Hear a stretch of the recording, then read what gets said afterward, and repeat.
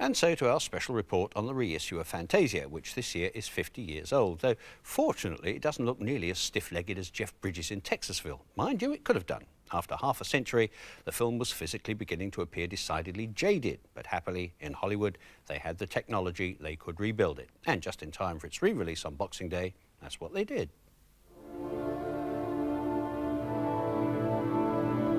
Over the years, the colour and sharpness of the original film has slowly diminished, leaving it now looking rather washed out. Extensive restoration work carried out by the same company that rejuvenated Gone with the Wind has brought about remarkable results.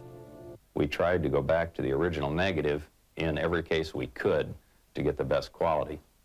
So it was really a jigsaw puzzle. We collect all the negative and go through it, looking for damage, places where we'll have to go to other material.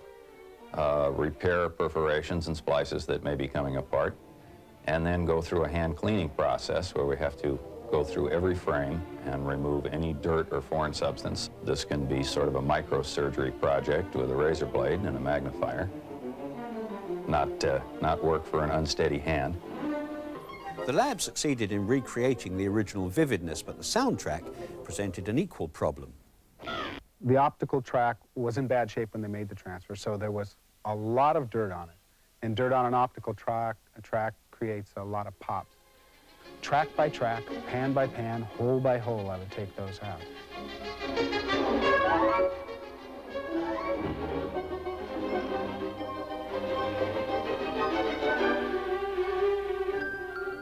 Every time we run the sequence, we're amazed with what they were able to do. I mean, we've been lucky to tap off of the knowledge of people, you know, of mixers and shows for the last 50 years. These people started from scratch, and what they did is unbelievable.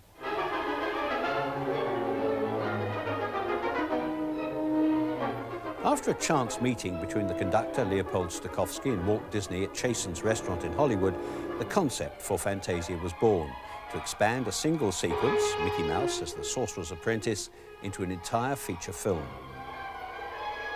This short had turned into one of the most expensive things that Disney's had ever done. There wasn't a chance that they were going to get their money back for it. And Stokowski said to Disney, well, why not just do a whole feature of this kind of thing? Disney and Stokowski apparently listened to hundreds of classical compositions before deciding on 8 by Bach, Beethoven, Stravinsky, and Schubert. And we lived the music. We'd play it day and night. We just loved it. And I'm glad it was as good as it was, because we sure did play it a lot.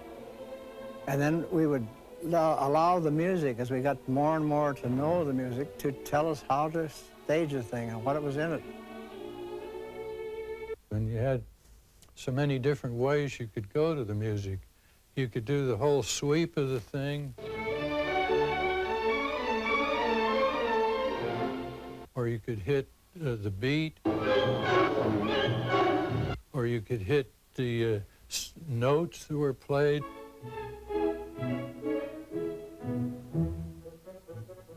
While Disney was attempting to push back the boundaries of animation, as much effort was being lavished on the soundtrack. Fantasound was the first stereo motion picture process.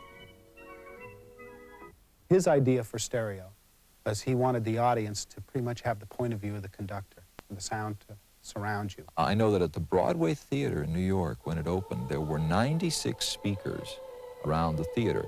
There were speakers under each balcony. There were speakers overhead, so that when the Ave Maria was being sung and the Pilgrim's Chorus was, the actually seemed to come from overhead, and the Pilgrim's Chorus would start from the back of the theater and move its way down to the front of the screen.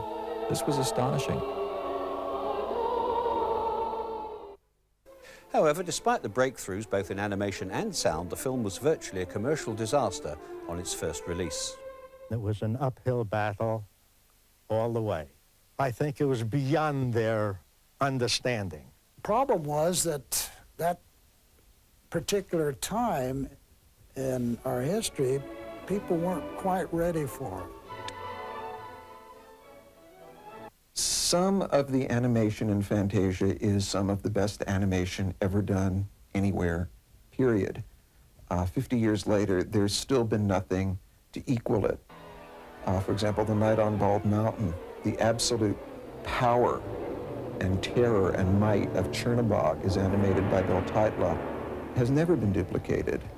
The perfection of much of the Nutcracker suite, the mushrooms, the thistles, and so forth. These exquisite little miniature things are, again, simply perfectly animated. You don't look at it and say, gee, if they'd had a couple more months, they could have fixed that, or those designs could have been a little better. There simply are no flaws to look at it in this. This is the best animation has done. It is amazing stuff and fresh as paint.